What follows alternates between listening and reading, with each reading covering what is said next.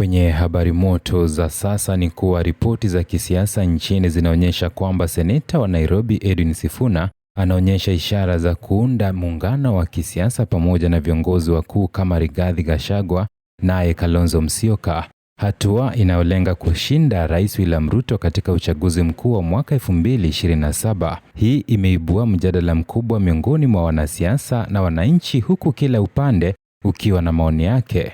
Wanasiasa na wachambuzi wa kisiasa wanasema kwamba mpango wa Sifuna unaonyesha umuhimu na kuungana kwa wagombea wa upinzani ili kuepuka kugawanyika kwa kura.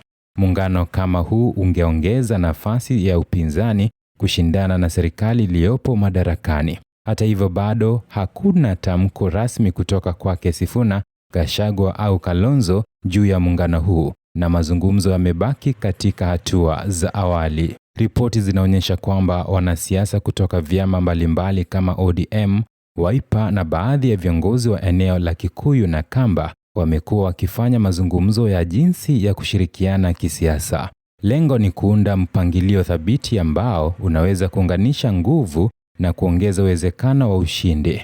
Hata hivyo, changamoto kubwa ni kuleta pamoja viongozi wenye mitazamo tofauti, kanda tofauti na maslahi ya makundi mbalimbali.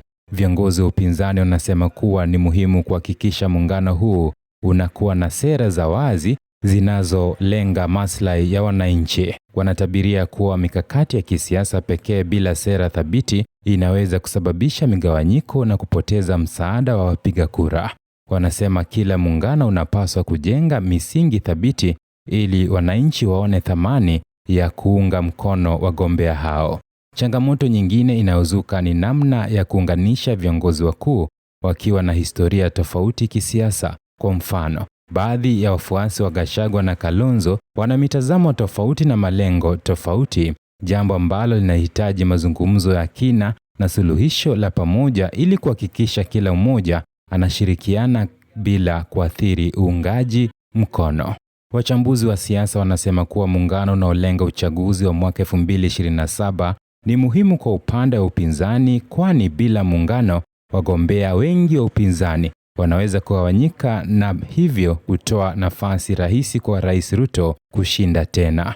Kwa upande mwingine, muungano mkubwa pia unahitaji ulinganifu wa sera na mikakati, vinginevyo unaweza kudhihirika kama unaongozwa na misukosuko ya kisiasa na siyo sera thabiti.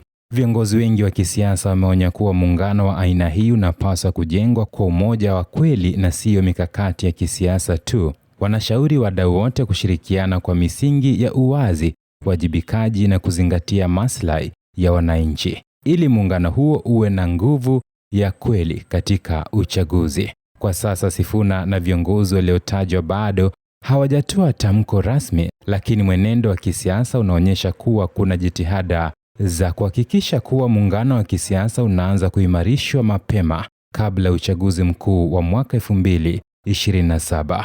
Watetezi wa muungano wanasema kuwa hatua hii ni muhimu ili kuhakikisha upinzani haugawanyiki na hivyo kuongeza nafasi ya kushinda uchaguzi. Watoto wa siasa za kisasa wanasema wananchi wanapaswa kufuatilia kwa karibu mchakato huu, kwani mabadiliko madogo katika mazungumzo ya kisiasa yanaweza kubadilisha hali ya uchaguzi. Aidha, muungano wote utakaoundwa unapaswa kutoa sera thabiti zinazolenga maendeleo ya wananchi badala ya umoja wa kisiasa pekee. Moto TV Kenya itaendelea kufuatilia ripoti hizi za kisiasa kwa karibu na kuwaletea watazamaji taarifa za kina pindi maamuzi mapya yatakavyojitokeza. Na endelea kufuatilia habari zetu hapa ndani ya Moto TV Kenya. Kumbuka kusubscribe, kulike pamoja na kushare.